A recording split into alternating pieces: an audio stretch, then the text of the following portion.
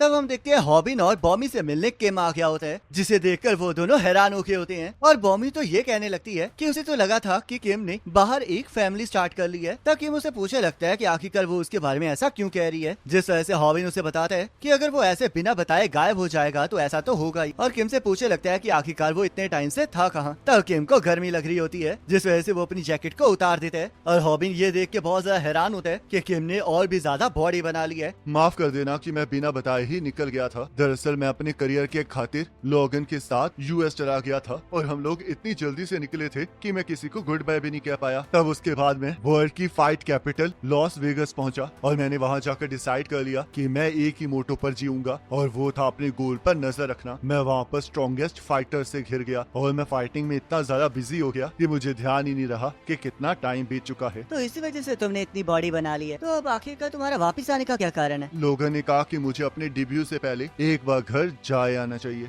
और तुम्हें पता है कि वो तुम्हारी भी बहुत बातें करता है। मुझे लगता है कि तुम्हें उस बंदे से थोड़ा संभल कर ही रहना चाहिए। तो अचानक से बॉमी भागते हुए किम के पास चली जाती है और उसे इस बात के लिए डांटने लगती है कि वो उसे अकेला छोड़कर चला गया था और ये भी कहने लगती है कि उसने उसे बहुत ज्यादा मिस किया। तो किम भी बॉमी के सिर पर हाथ रख के उसे कहता है कि उसने भी उसे बहुत ज्यादा मिस किया, जिसे देखकर हॉबिन को जेलसी फील होने लगती है और वो उन दोनों के बीच में आ जाता है और कहने लगता है कि उसने भी किम को बहुत ज्यादा मिस किया। तो वो तीनों साथ में घूमने लगते हैं और बॉमी हॉबिन का उतरा हुआ मुंह देखकर उसे पूछने लगती है कि आखिरकार उसे क्या हुआ है, जिस वजह से किम भी हॉबिन से पूछने लगता है कि क्या उसके पैर के नाखून में फिर से दर्द हो रहा है। तो हॉबिन इसके लिए मना कर देते हैं और उनसे पूछने लगता है कि आखिरकार वो लोग जा कहाँ रहे हैं। तभी बॉमी को एक मैसेज आता है जिससे कि वो बहुत ज्यादा हैरान हो जाती है और हॉबिन उसे पूछने लगता है कि क्या उसने लॉटरी जीत ली है। तो बॉमी उसे बताती है कि ये तो लॉटरी जीतने से भी ज्यादा अच्छा है क्योंकि उसके पेरेंट्स घर पर नहीं है, जिस वजह से हम देखते हैं बॉमी किम और हॉबिन दोनों को लेकर अपने घर चली जाती है। तो हॉबिन बॉमी के घर पहली बार जाकर बहुत ज्यादा हैरान हो जाता है और उसे पूरे घर से बॉमी की ही खुशबू आ रही होती है, जिस वजह से वो खुद को शांत करने लगता है क्योंकि इस टाइम किम भी वहाँ पर होता है। क्या हमें सच में यहाँ पर होना चाहिए? बिल्कुल भी नहीं। तो आखिरकार तुम हमें यहाँ पर लाई क्यों हो? ताकि मैं एविडेंस से छुटकारा पा सकूं। तो चलो फिर और कुकिंग को स्टार्ट किया जाए। आखिरकार तुम बना क्या रही हो बॉमी, और क्या तुम्हें पूरे यकीन है कि तुम्हें हमारी मदद नहीं चाहिए? चुपचाप बैठे रहो क्योंकि मैं खुद ही सब कुछ बना लूंगी। हॉबिन, बॉमी हैंड पुल्ड डो सोप बना रही है क्योंकि वही चीज है जो कि बॉमी को बनानी आती है। तूने तो मेरा सरप्राइज खराब कर दिया है, तो इसलिए आप चुप कर जाओ। तब किम को पहले ही एहसास होता है कि बॉमी जिस बाउल को यूज कर रही है वो छोटा है, जिस वजह से वो बॉमी के पास जाकर एक बड़े बाउल को निकालने लगता है और उसे पता होता है कि बॉमी की किचन के अंदर सामान कहाँ पर रखा हुआ है। तब किम बॉमी की मदद करने लगता है और हॉबिन को यह बिल्कुल अच्छा नहीं लग रहा होता कि वो दोनों इतने करीब खड़े हैं। तो हॉबिन वॉशरूम के बारे में पूछने लगता है और किम उसे वॉशरूम का रास्ता बता देता है क्योंकि उसे बॉमी के घर की हर जगह पता होती है। और हॉबिन को यह बिल्कुल पसंद नहीं आ रहा होता, जिस वजह से वो बाथरूम में जाकर सोचने लगता है कि क्या किम अभी भी बॉमी को पसंद करता है। तब बॉमी हॉबिन को बाहर बुला लेती है और उनके साथ बैठ के सूप पीने के लिए कहती है, रुको जरा, आखिरकार अब मुझे कहाँ पर बैठना चाहिए? बॉमी और मैं हमेशा ऑपोजिट साइड बैठे हैं क्योंकि हम हमेशा एक साथ ही घूमे हैं, पर इस टाइम किम हमारे साथ है तो इसलिए मैं बॉमी के ऑपोजिट नहीं बैठ सकता और ऊपर से ये बॉमी का घर है, जिस वजह से मैं और किम यहाँ पर गेस्ट है, तो इस सिचुएशन में मुझे किम के साथ बैठना चाहिए। तब हॉबिन किम की तरफ जाने लगता है। आखिरकार तुम वहाँ कहाँ जा रही हो हॉबिन? तुम तो मेरे बॉयफ्रेंड हो, तो तुम्हें तो मेरे साथ ही बैठना चाहिए। तुम्हें पता नहीं है कि अगर कोई गेस्ट हो तो हम दोनों को साथ बैठना चाहिए। आफ्टर ऑल हम दोनों कपल्स जो है। तो तुम दोनों कपल्स बन चुके हो। बिल्कुल। और जब तुम यूएस में थे तब हमने प्रॉमिस किया था कि अब हम हमेशा साथ ही रहेंगे। मैं तो ऐसे ही बेवजह सोच रहा था क्योंकि चाहे किम बॉमी को लाइक करता हो, पर बॉमी के लिए उन दोनों के बीच में बस फ्रेंडशिप ही है और बॉमी सिर्फ मेरे साथ ही रहना चाहती है। अब जब तुमने मुझे अपने बारे में बता दिया है तो मुझे भी तुम लोगों को बताना है कि मैं भी किसी को डेट कर रहा हूँ। तब ये सुनकर हॉबिन और बॉमी दोनों ही शॉक हो जाते हैं और बॉमी किम से उसकी गर्लफ्रेंड के बारे में पूछने लगती है और हॉबिन भी उससे पूछने लगता है कि क्या उसकी गर्लफ्रेंड हॉट है, जिस वजह से बॉमी हॉबिन को डांटने लगती है और हॉबिन उससे माफी मांगने लगता है। तब किम उन्हें बताता है कि जिस लड़की को वो डेट कर रहा है वो उससे बड़ी है और वो उसी कैफे में काम करती है जहाँ पर उसे जाना पसंद है। तो ये सुनकर हॉबिन बहुत ज्यादा खुश हो जाता है और फॉरेन गर्ल को डेट करने के लिए किम की तारीफ करने लगता है। तब बॉमी भी इससे बहुत खुश होती है और किम से पूछने लगती है कि क्या वो उसके साथ खुश है, जिस पर किम हाँ कहता है और हॉबिन इस चीज से बहुत ज्यादा खुश होता है क्योंकि अब उसके और बॉमी के बीच में आने वाला कोई नहीं होता। तो थोड़ी देर बाद बॉमी के घर से हॉबिन और किम चले जाते हैं और किम हॉबिन से कहने लगता है कि अब वो पहले से ज्यादा खुश लग रहा है। मैं यूएस में भी तुम्हारी यूट्यूब वीडियोस को देख रहा था, तो क्या तुम अभी भी जिन्हो को हराने की कोशिश कर रहे हो? हाँ, और ये फाइट काफी ज्यादा लंबी चल गई है। क्या तुम्हें इससे डर नहीं लग रहा? क्योंकि ये फाइट तो बहुत ज्यादा अनप्रेडिक्टेबल है और तुम्हें तो ये भी नहीं पता कि ये कब खत्म होगी, पर मुझे इस चीज पर पूरा भरोसा है कि अंत में तुम उसे जरूर हरा दोगे। ऐसी बात है? तो क्या तुम मेरे जीतने पर $7,700 लग लगाओगे? चलो फिर अब मेरे जाने का वक्त आ चुका है। और हाँ हॉबिन, मैं तो तुम्हारे जीतने पर $77,000 भी लगा सकता हूँ, तो $7,700 तो क्या ही चीज है। तो ये सुनकर हॉबिन बहुत ज्यादा खुश हो जाता है और यहाँ हॉबिन की मॉम एक न्यूज सुन के बहुत ज्यादा हैरान हो रही होती है और तब हॉबिन भी वहाँ पर आ जाता है। हॉबिन, मुझे लगता है कि जिस कंपनी में मैं पहले काम करती थी वो बहुत बड़ी मुसीबत में फंस गई है, क्योंकि उस कंपनी के बारे में बहुत सारे ऐसे न्यूज आर्टिकल्स छपे हैं जहाँ पर बताया जा रहा है कि कंपनी के पास $38 मिलियन का स्लश फंड है। स्लश फंड वही होता है ना जिसमें आप अपने फायदे के लिए कुछ पैसों को छुपा देते हैं, पर बड़ी कंपनीज में तो ये चीजें बहुत ज्यादा नॉर्मल होती है ना, क्योंकि वहाँ पर बहुत सा पैसा इन और आउट होता है। पर यहाँ पर बात $38 मिलियन की हो रही है और ये छोटा अमाउंट बिल्कुल भी नहीं है। पर मुझे नहीं लगता कि ये न्यूज सही है, क्योंकि जो इस कंपनी का CEO है वो काफी सारे डोनेशंस करता रहता है और उसने एक बार हमारी फैमिली की भी मदद की थी। तब मुझे ये विश्वास नहीं हो रहा है कि इस तरह का पर्सन इस तरह का अनएथिकल काम भी कर सकता है। कभी कभी लोगों को समझना बहुत ज्यादा मुश्किल हो जाता है, पर आप चिंता मत कीजिए, बहुत जल्दी सच बाहर आ जाएगा। तो हॉबिन को वे का फोन आ जाता है जहाँ पर वो हॉबिन को बताता है कि जिन्होंने अपना प्लान शुरू कर दिया है, क्योंकि आज वो एक इम्पोर्टेंट पर्सन से मिला है और हम देखते हैं वो पर्सन वही होता है जिसके बारे में हॉबिन की मॉम उसे बता रही थी, जिस वजह से हॉबिन सोचने लगता है कि आखिरकार जिन्हो न्यू शॉपिंग मॉल के फाउंडर युन से क्यों मिला है। तब यहाँ हम देखते हैं जिन्हो युन को जबरदस्ती उठाकर लाया होता है, जिस वजह से युन उससे पूछने लगता है कि क्या उसने उसे किडनैप किया है और उसे धमकी देने लगता है कि उसका लीगल सिस्टम उसे नहीं छोड़ेगा। तब जिन्हो युन की तरफ बढ़ने लगता है, जिससे कि युन डर जाता है और जिन्हो से पूछने लगता है कि आखिरकार उसे क्या चाहिए। मुझे आप चाहिए मिस्टर युन, और मुझे माफ कीजिएगा कि मुझे इस तरह हमारी मीटिंग सेटअप करनी पड़ी, पर अभी की सिचुएशन में मैं यही कर सका था। मिस्टर युन, आप एक ऐसे पर्सन है जिसे सभी लोग बहुत ज्यादा मानते हैं, तो इसलिए मैं समझ सकता हूँ कि आपके लिए ये वक्त बहुत ज्यादा मुश्किल होगा,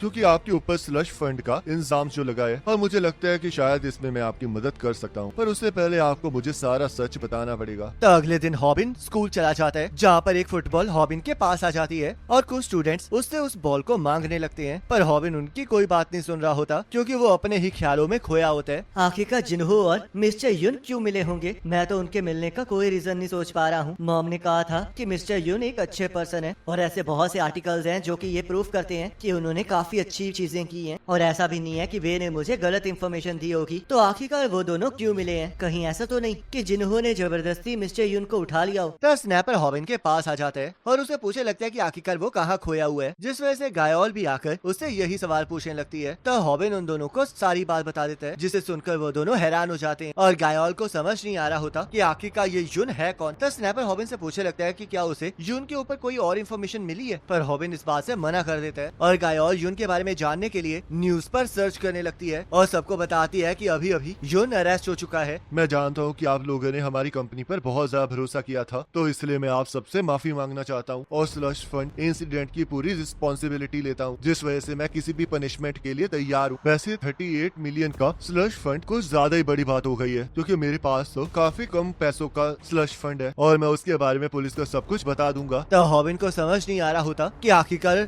युन ने अपना गुनाह कबूल क्यों किया है और हॉबिन अपने साथियों से पूछने लगता है कि क्या उन्हें आइडिया है कि इसके बारे में उन्हें कौन बता सकता है। तो स्नैपर हॉबिन से पूछने लगता है क्या उस पर्सन को इस बारे में नहीं पता होगा, जिसे हॉबिन अपना फादर बुलाता है, जिस वजह से हम देखते हैं हॉबिन योंग से मिलने जेल में चला जाता है और वो अपने साथ वे को भी लेकर गया होता है। तो तुम अब अपने साथ फ्रेंड्स को भी लेकर आ रहे हो? ये मेरा दोस्त नहीं है, बल्कि ये वो पर्सन है जिसने हमारा इन्फॉर्मर बनने के लिए एग्री किया है। तो फिर आखिरकार ये यहाँ पर कर क्या रहा है? ये चाहता है कि आप इससे वादा करें कि आप काम खत्म होने के बाद इसके दोस्तों को छुड़वा देंगे। चिंता मत करो, और हाँ, मैं इस चीज का वादा करता हूँ कि अगर तुम जिन्हो को हराने में हमारी मदद करोगे तो मैं तुम्हें और तुम्हारे दोस्तों को किसी भी कंट्री में ट्रांसपोर्ट करवा दूंगा। और अगर तुम ये जानना चाहते हो कि मैं ये क्यों कर रहा हूँ, तो ये इस वजह से है क्योंकि जिन्होंने मेरी बेटी को मारा है। तो क्या इतना काफी है? इसके लिए थैंक यू सर। वो सब कुछ तो ठीक है हॉबिन, पर तुम्हें देखकर लग रहा है कि तुम भी मुझे कुछ कहना चाहते हो। आपसे तो सच में कोई भी बात छुपती नहीं है। तो क्या आप इस पर्सन को जानते हो? ये तो न्यू शॉपिंग कंपनी का फाउंडर है, तो क्या इसका जिन्हो के साथ कोई लेना देना है? आपको बिल्कुल सही लग रहा है। तो क्या आप इसे अच्छे से जानते हो? बिल्कुल भी नहीं, क्योंकि ये एक ऐसा पर्सन है जिससे मुझे बहुत ज्यादा नफरत है। सभी को लगता है कि ये एक अच्छा पर्सन है, पर मुझे ऐसा बिल्कुल भी नहीं लगता।